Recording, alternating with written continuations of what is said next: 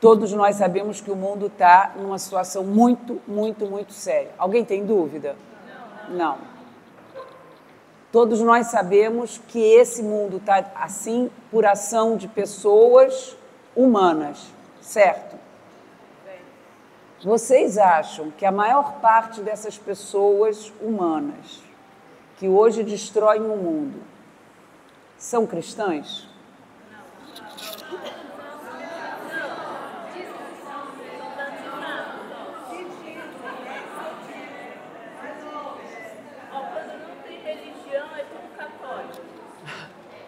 Mas eles dizem que são. Quem sou eu para dizer que eles não são? Porque eles podem dizer também que eu não sou, não é? Eles são cristãos.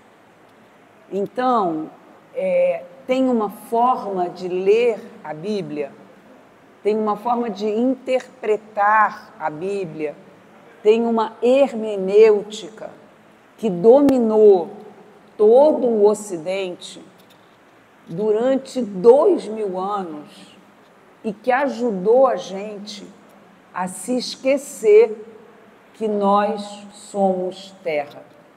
O parágrafo 2 da encíclica Laudato Si, o Papa Francisco falou, a gente se esqueceu que nós somos terra. Não é que nós somos da terra, é que nós somos terra mesmo.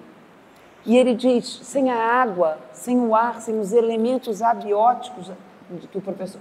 Então, isso não é para a gente se dar, né, penitência, mas é para a gente se dar conversão. Para a gente tentar entender que... Eu, às vezes, fico pensando isso. Como é que esse pessoal pode fazer isso? Quais são os elementos da consciência deles que permitem que eles destruam dessa maneira e que eles acumulem tanto, a ponto de estar cegos? Porque essas pessoas, elas são cristãs na sua maioria e elas passaram pelos estudos e pela universidade na sua maioria. Não são as pessoas que não sabem, são as pessoas que sabem. Então, essa consciência, eu acho que é muito importante, porque a gente não está falando só da conversão dos outros, a gente está falando da conversão da gente mesmo, às vezes das nossas irmãs, dos nossos irmãos. E se a gente não tiver profundamente convencido, a gente rapidamente se perde, porque é mais fácil nadar a favor da maré. Todo mundo sabe disso. Não é fácil ir contra a maré, gente. Vamos ser sinceros? Não é fácil. Não é fácil quando todo mundo está te dizendo compra mais, compra mais, compra mais, compra mais. Você dizer, eu não vou comprar. Não é fácil quando todo mundo está te dizendo quem tem êxito é quem é rico, é quem tem sucesso, é quem tem... É muito difícil você dizer, não, eu vou escolher o outro lado. É muito difícil. E o capitalismo entra na nossa vida de uma tal maneira, e agora com a inteligência artificial, com as redes sociais, de uma tal maneira, que a gente às vezes se vê muito mais na tela do que no espelho, não é verdade? A gente quase que vira ser desse outro lugar, do outro lado da tela. E no mundo da tela, todo mundo é maravilhoso. Todo mundo tem êxito, todo mundo é bonito, todo mundo é simpático e todo mundo é super feliz. Então a gente muitas vezes diz, qual é o meu problema? Por que que eu sou infeliz? Quando todo mundo é feliz, então tem um problema comigo. E a má interpretação que foi dominante durante muito tempo, muitas vezes nos leva a dizer, não, eu sou pecador, eu sou pecador, eu sou... E reforçar esse inimigo interno que me habita e dizer, não, eu sou pecadora mesmo, eu sou pecadora. Tá bem, mas e mais do que isso? E além disso, o que que nós somos? Porque Deus não criou a gente só no pecado, né? Seria muita pobreza de espírito dele e ele não faria isso. Ele criou tudo e viu que era bom. Ele criou a gente muito bom. Ele criou a gente para a abundância, para a alegria da vida, para a festa maravilhosa da vida. Ele não criou para a escassez, ele não criou para o medo. E o medo, muitas vezes, é estimulado para a gente sair do mundo. Então, nesse momentinho aqui do nosso agir, eu queria retomar essa ideia que nós temos que fazer alianças que hoje podem salvar a Terra. Nós temos que hoje escolher com quem nós nos aliamos, porque, na verdade, o nosso planeta, ele é um superorganismo vivo. Quem vê o planeta, vê um superorganismo vivo. Os seres abióticos, que o Matias falou, os seres que não têm vida, eles têm vida também, porque os rios têm vida, as águas têm vida, as montanhas têm vida. E muitas vezes a gente ficou com medo de que eles achassem que a gente era panteísta, pessoal.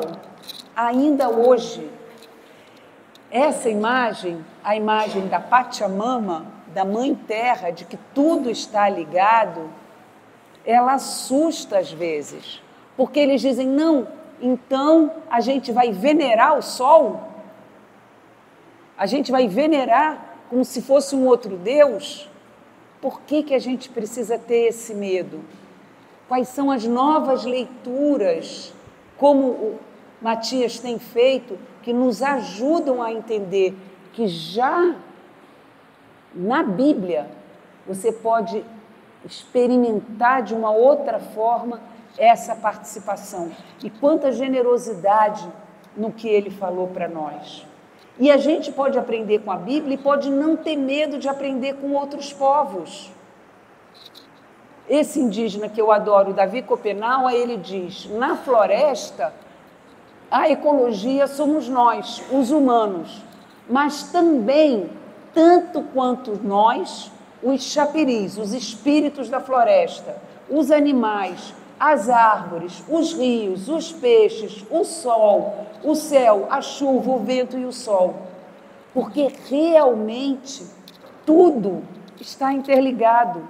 Não é possível, na ecumene da vida, ninguém se salvar sozinho. A ecumene da vida nos chama à comunhão. E é impressionante que hoje sejam justamente a terra que os indígenas ainda conseguiram conquistar, aquelas que garantem um mínimo de equilíbrio climático para a agricultura. Então, tem alguma coisa que a gente tem que rever e a gente tem que, de fato, se aliar às lutas de quem hoje defende a vida na Terra. E aí, nesse momento de fazer memória, em homenagem ao Matias, Matias tem uma tese feita sobre o Chico Mendes, e eu nem sabia disso. Mas o Chico Mendes foi para nós, no Brasil, uma grande iluminação. E ele disse, no começo, eu pensei que eu estivesse lutando para salvar só as seringueiras, porque ele era um seringalista, ele era um sindicalista, ele foi vereador na cidade dele. Ele disse, no começo eu só queria salvar os seringais, porque era dali que eu tirava o meu sustento. Então eu queria salvar as árvores para me manter vivo. Quando eu comecei a lutar para salvar as árvores, eu vi que eu não podia salvar o seringal sem salvar a floresta, porque a árvore está dentro da floresta. Então, se eu queria salvar a árvore, eu tinha que salvar a floresta como um grande ecossistema. Mas agora eu descobri que, na verdade, eu luto para salvar toda a humanidade. Nós não podemos nos salvar sem salvar o conjunto da vida. Por isso, o Papa Francisco, na exortação Laudate Deum, ele fala, eu convido todos nós, cada um de vocês, a esse percurso de reconciliação com o mundo. reconciliação com o mundo, se sentir um em casa, olhar para a terra e dizer, ai, tem um intelectual que eu gosto muito, Nego Bispo, um quilombola do Piauí, ele morreu no ano passado. Nego Bispo dizia assim, os humanos, quem são os humanos? Os que pensam que são humanos, os brancos, os humanos foram expulsos do paraíso. Eu não sou humano, eu sou quilombola, eu sou pescador, eu não fui expulso do paraíso, e nem os peixes foram, nem as plantas, eu fiquei no paraíso. Por isso eu não preciso arrancar da terra com suor, eu não preciso fazer isso.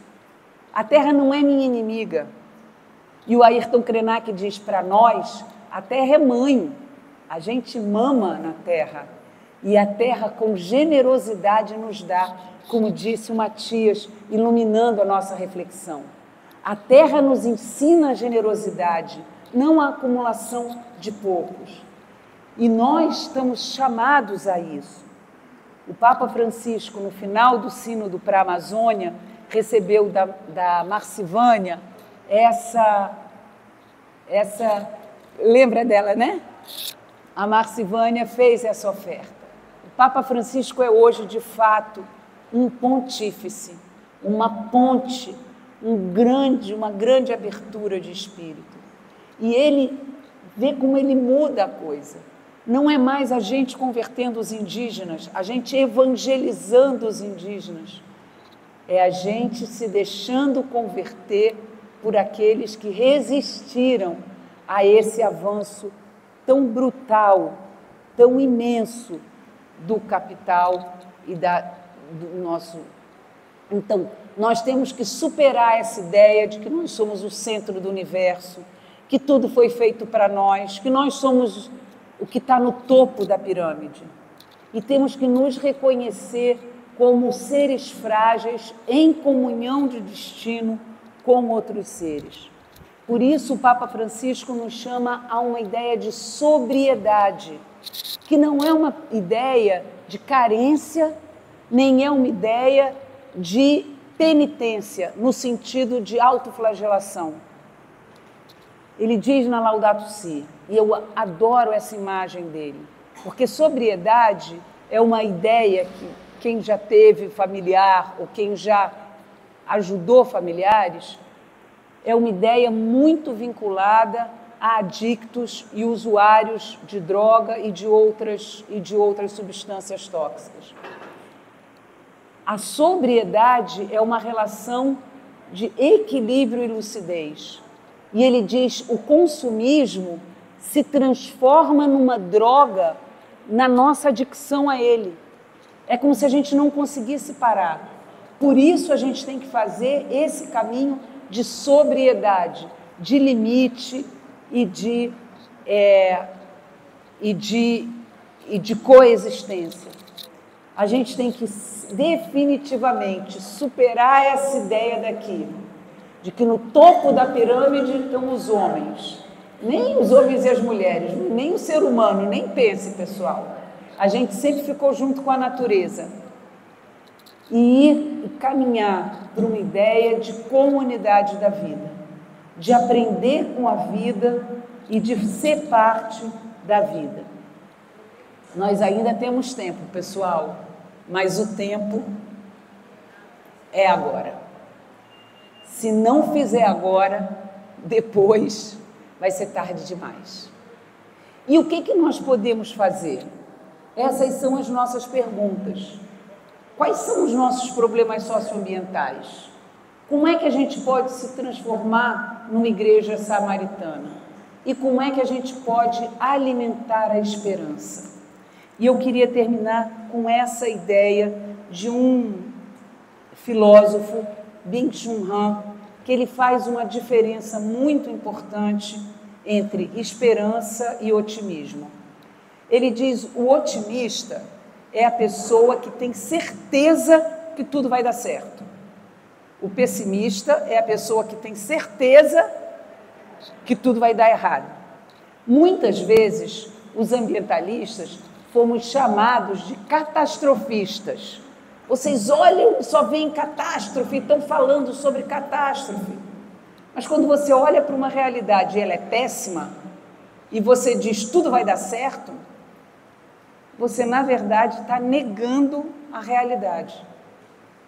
A esperança, ele diz, é um dom. A esperança é um dom fundamental que nos faz humanos, porque a esperança prescinde da certeza. A esperança não é a certeza. A esperança é a confiança apesar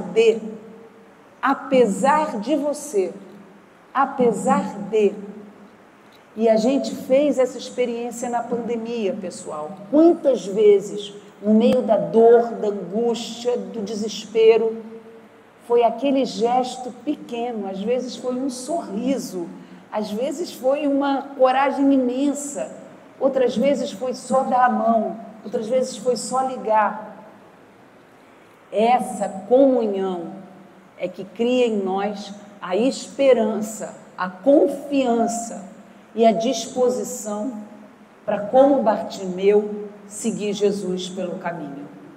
Não é a certeza, não é o otimismo, é a esperança que nos leva a caminhar em meio ao caos. De todos os livros da Bíblia, cada um tem o seu preferido, o meu é o Apocalipse. Eu amo o Apocalipse, estudei muito o Apocalipse, e dizem que o Apocalipse é o livro da esperança no meio do caos. É o livro do vidente, que na hora que tudo parece fechado, que parece que não tem porta aberta, ele sobe ao céu e olha para o mundo de um outro lugar. E quando ele olha para o mundo de um outro lugar, ele cria uma nova possibilidade aonde só havia escuridão. Essas mulheres que a gente viu no começo da nossa caminhada, essas mulheres fizeram isso. E João, visionário em Patmos, dizia: os mortos esperam embaixo do altar que os viventes façam justiça a eles. Nós caminhamos com a força, com a confiança dos nossos ancestrais. Eles esperam de nós hoje, não uma coragem arrebatadora, mas a esperança que faz com que a gente não desista, com que num sábado à tarde a gente se junte aqui para rezar, para pensar e para esperançar. E é nessa confiança na esperança que a gente então vai refletir um pouquinho agora nesses últimos minutos. Acho que a gente podia fazer tipo um cochicho. Vamos juntar quem está do lado, virar as cadeiras e vamos conversar um pouquinho sobre como alimentar a esperança. Como alimentar a esperança. Vocês podem conversar sobre a primeira parte da nossa conversa, sobre o que Matias trouxe. É um tempo de compartilhar um pouco o que a gente ficou falando tanto tempo. E aí depois o Marcelo retorna.